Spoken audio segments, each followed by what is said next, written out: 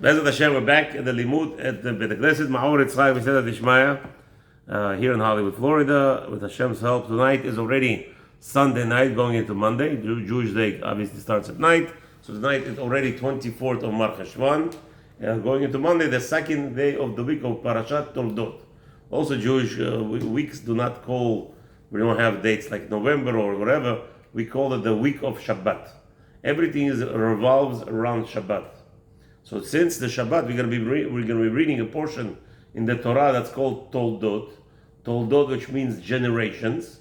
So we're going to go into generations of Yitzchak, our second father, our patriarch. You want to, James, put that in the pocket? I was going to put the Parshah on here. You don't need to. Okay. You don't need to. Just close it, not to be bothered. Anyway, so it's the Parsha is the week is going to be Toldoth. So we actually call every day of the week preceding to the Shabbat, it's called first day, like Sunday, first day of the week of Parashat Shabbat, Toldoth. So Monday is the second, or Sunday night, which is already it's already the second day going into Monday. So we call it also already tonight, and actually, technically speaking, tonight is already second day of the week of Parashat Shabbat Toldoth. And it's specifically we're going to be discussing now, this is a 8:30 to 9, it's a half hour.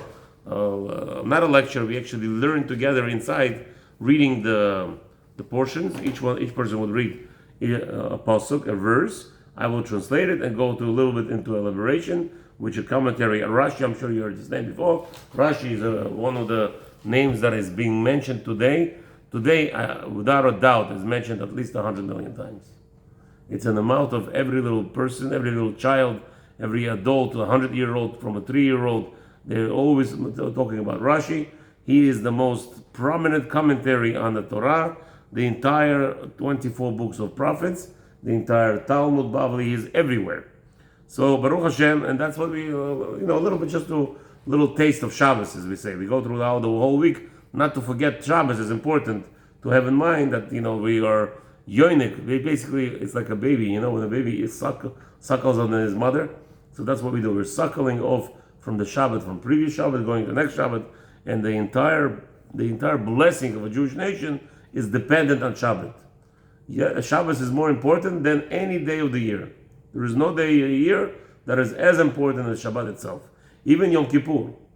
If the Yom Kippur doesn't fall on Shabbat, Shabbat has more restrictions than Yom Kippur. Okay? From the Torah. Obviously the Rabbanan, they added more restrictions than Yom Kippur, just to not make sure that we don't deviate. But literally speaking, the Torah, Shabbat is the most important, even though it comes 52 times a year, approximately. Between 52, sometimes last year it was actually 51. No, sorry, the year before last year. The year before last year, how do I know? Because I release a pamphlet every week. I release a distribution of commandments of the Torah written in it. So the year 5783, which was last year's 5784, we just started 5785. So 5783, we had 51 weeks of Shabbatot. Last year we had 56 weeks of Shabbatot. This year it's approximately going to be 52 about. Okay.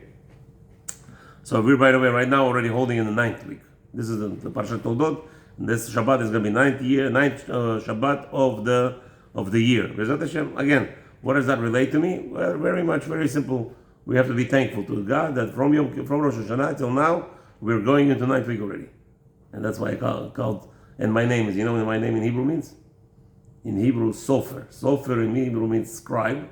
Many people misinterpret it. It's not true. Sofer is a scribe. It's a not real translation. It's a, how do you call it? Like a nickname. Right, slang. Not more than slang. It's a Sofer. He's because the Gemara actually uses people who scribe name Sofer, but really Sofer does not mean a scribe. Sofer means a counter.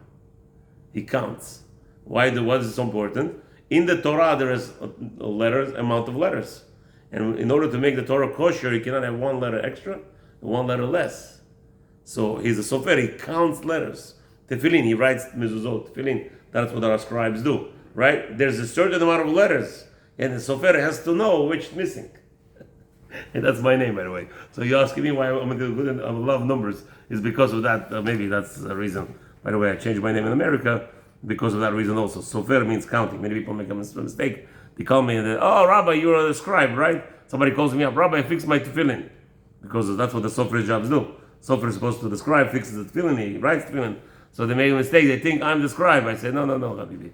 I'm the counter. I count. Okay, so now we're in the 9th week, so let's start. Ve'eli Toldoth Yitzchak ben Abraham, and these are the generation, or we're going to enumerate children of Yitzchak. Soon we're going to learn who they are. Who is Yitzchak? He is a son of Abraham, then Abraham, and then it's of the pasuk. The verse ends up with a very strange ending. You just told me he's a son of Abraham, right? And the ending of the pasuk is this verse: Abraham holid et Yitzchak. Abraham gave birth to Yitzchak. I don't understand.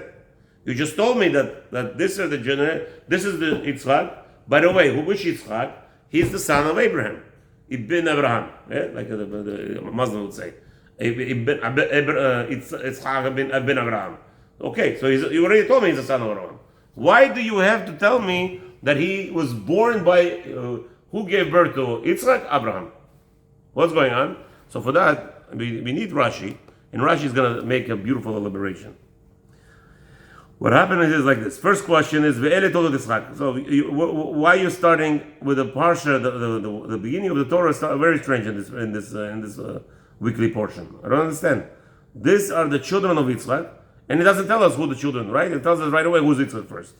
But then Rashi points out, don't worry, we're going to say soon Yaakov and Esau. Esau was a son. There's 2 sons.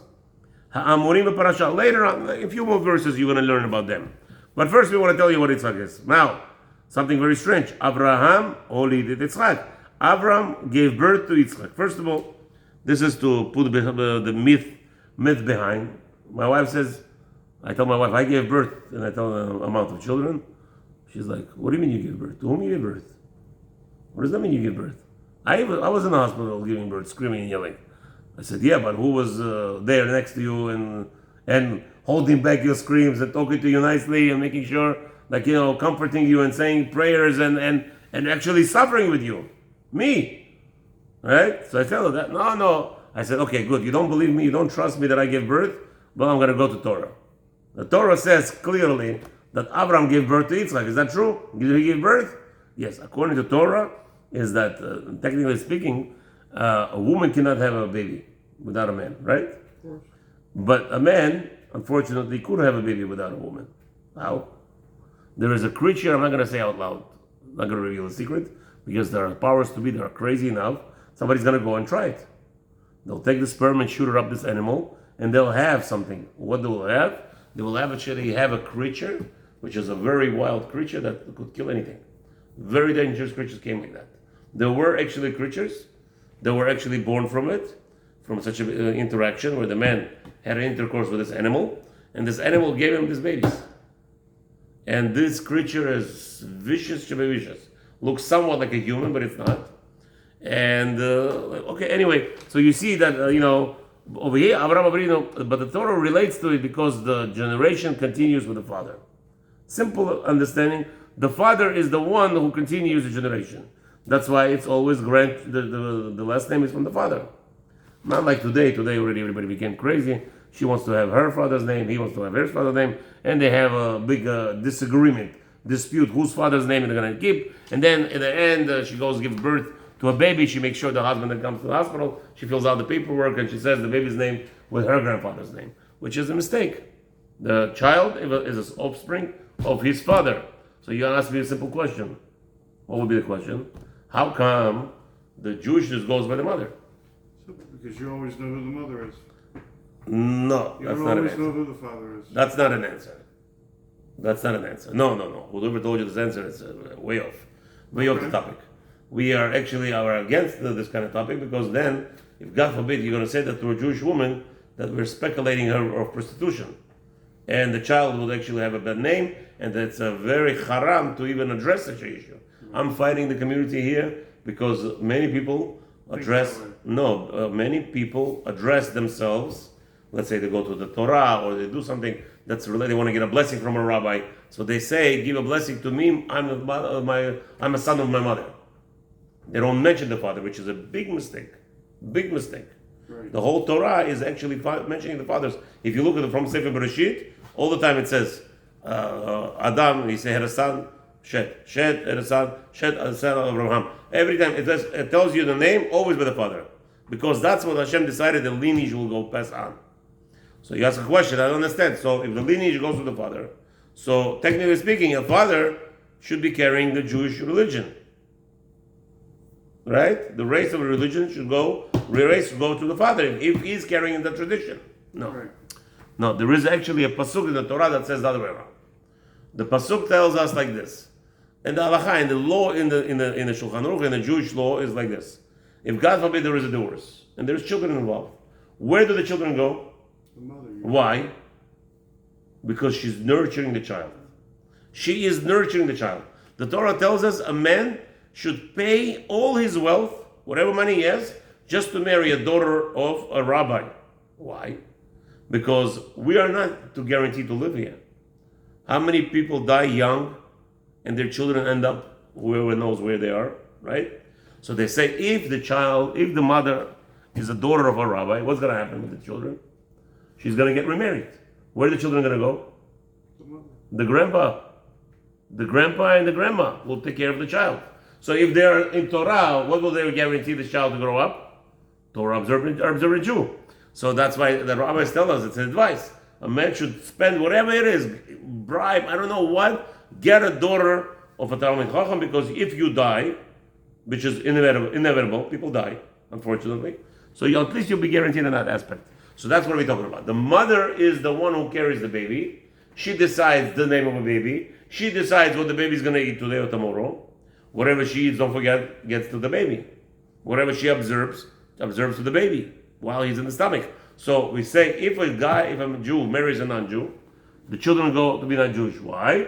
Because it says in the Torah specifically, be careful not to marry a non-Jewish for your son, because all the children will go after her.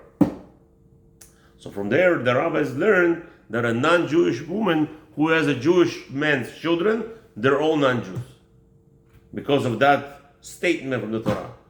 But the other way around, if a Jewish woman has children, even if a non-Jew, it doesn't matter, her children are 100% Jewish, because again, she is from the privilegia, as we say, the privilege to be part of the Jewish nation. And if God forbid something happens to the father, to her husband, or to her, whatever, the men that she had babies with, doesn't matter. The children are always going to be the Jewish children. That's what Baruch Hashem we are witnessing. So here it says that Avraham Avinu gave birth to Yitzchak. But why? It's inappropriate. Why would you have to say it like that? So Rashi explains. First reason is because remember Avraham Avinu, what's the name he was given at birth? His name is Abram. Avram. Not like we know it today, Abraham. We know Abraham, but he was named Avram, by his father Terach. He was the general of the Nimrod's army, the big general, the king of the world, and he named him Avram. Avram. What Avram means? A father of a nation. Avram was supposed to be a father of a nation. Came HaKadosh Baruch Hu, Hashem came and he says, no, your name is not going to be Avram. You're not going to be father of one nation. You're going to be father of nations.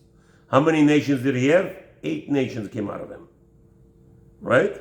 So, first reason is, when did he have Yitzchak? After his name was added Abraham. Because he was born to Avram Ishmael. He had a first son from Hagar. And then, 14 years later, he had another son, Yitzchak. But it was only after Hashem changed his name. God changed his name, Abraham. So that's the point here. To tell you, Abraham gave birth to Yitzchak only because his name was changed. Meaning, till then, he couldn't have him. What is Yitzchak? Another explanation.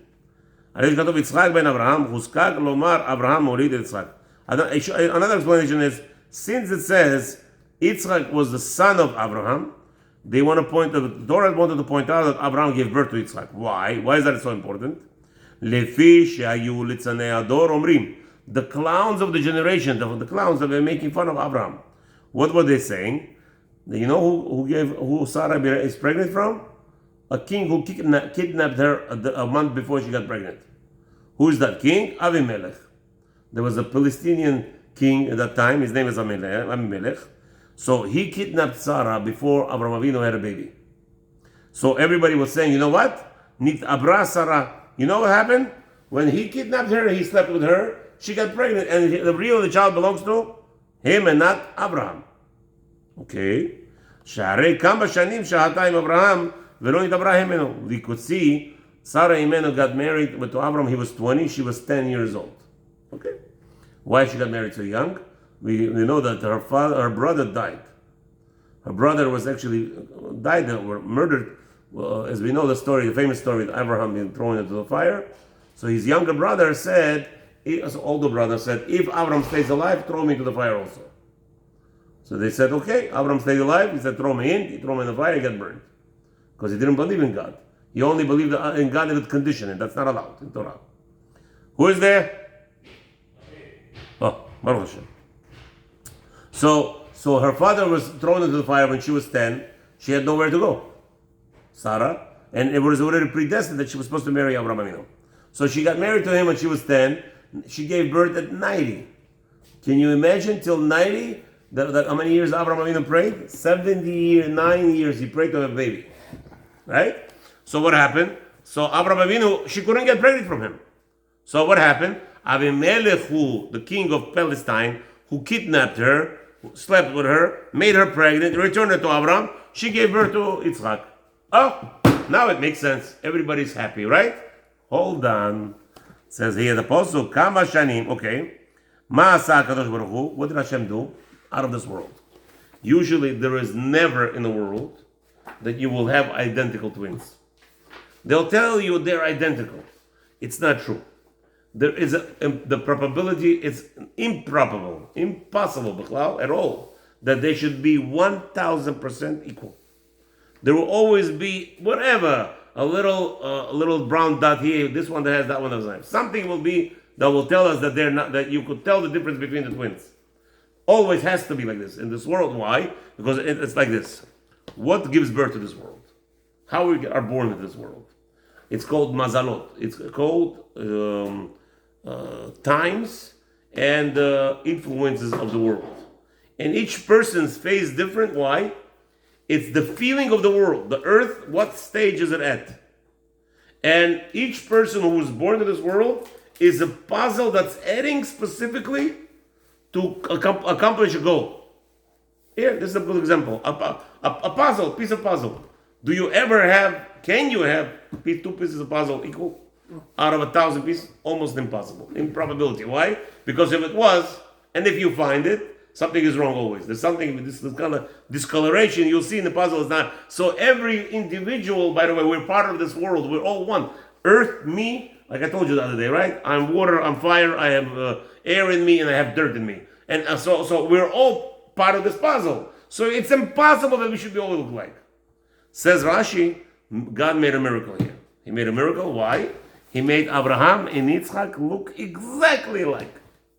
What's exactly? Exactly. Nothing like a printing press. So what happened? Why was that important? Because these clowns were making fun of Yitzchak.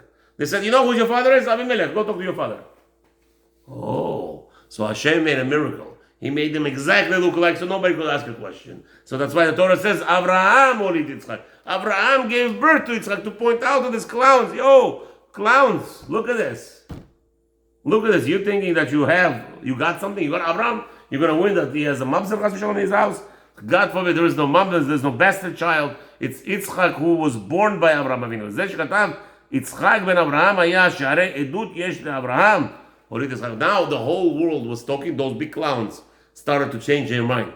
When they see Yitzchak, they said, oh, this is the son of Abraham Avinu. He's not the son of Abimelech, of this Palestine king. So now all the people who listen say, oh, Rabbi, you see there were Palestinians in the time of those Palestinians are not even close to the monsters who are there right now. The gypsies who are in Israel right now, claiming to be Palestinians. This is the honorable nation. Palestinians were a nation, the honorable, they believed in Hashem, they believed in God, served God full service without any question, without any doubt. As we see earlier, Hashem spoke to them. He spoke to his king, that is Abimelech, and told him, hello, mister, what are you doing? How did you kidnap the wife of a prophet? And he apologized and returned the wife. You see that there was some holiness there. They were careful still. And this Palestinians, if I tell you what's going on over there, Hashem Erachem. Hashem Erachem. Now, more than that, what was going on there? That the Midrash tells us here that the people were confusing who Avraham and Yitzchak because they were two copies of the water. Same, they look exactly. So, believe it or not, there was nobody getting old till then. Avraham came to Hashem and he says, "What is this? Me walking in the road, people saying hello to my son over me." So she said to pray to Hashem, they prayed to God to make people look old. So the children and the father could not be confused. So this is the first time actually that there was a difference. The first old man was Avraham Avinu in the world.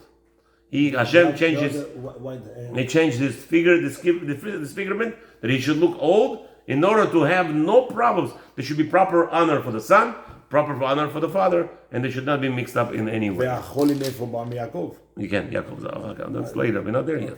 Already by Yaakov. We already tried to bury Yaakov, which is he's going to get born in a minute. Give us some guy to appreciate his birth. So we're going to end over here. They're going to learn with him a little bit Aleph Bina. Let's go. Let's do that. Bezrat Hashem will continue tomorrow. Baruch Adonai Olam Amen. Amen. They should be blessed, everybody, and should not have any suffering in any way.